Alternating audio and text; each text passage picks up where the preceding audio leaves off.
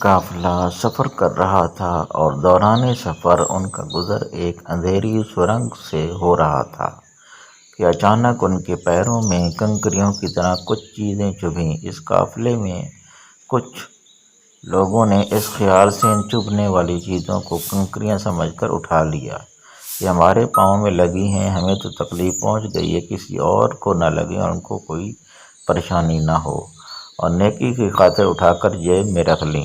کچھ لوگوں نے زیادہ اٹھا لیں تاکہ وہ زیادہ نیکیاں حاصل کر سکیں، اور کچھ نے کم، اور کچھ لوگ اس قافلے میں ایسے بھی تھے انہوں نے بالکل زحمت نہ کی اٹھانے کی۔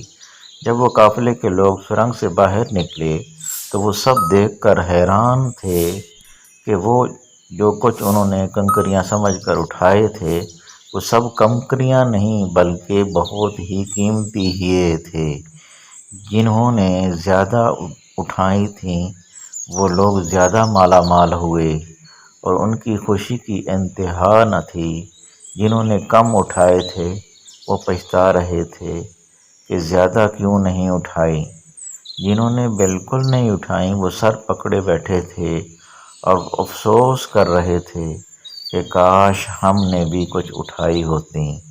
دنیا میں زندگی کی مثال اس اندھیری سرنگ جیسی ہے۔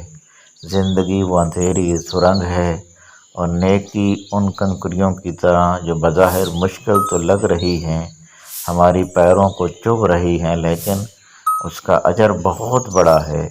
اس زندگی میں جو نیکیاں ہم کریں گے وہ آخرت میں ہیرے کی طرح قیمتی ہوں گی، اور اس وقت انسان پچھتائے گا کہ کاش میں نے دو چار مشکلات اور اٹھا لی ہوتیں، کچھ نیکیاں اور کمائی ہوتی۔ اے کاش اللہ ہم سب کو نیکیاں کمانے کی توفیق عطا فرمائے، آمین۔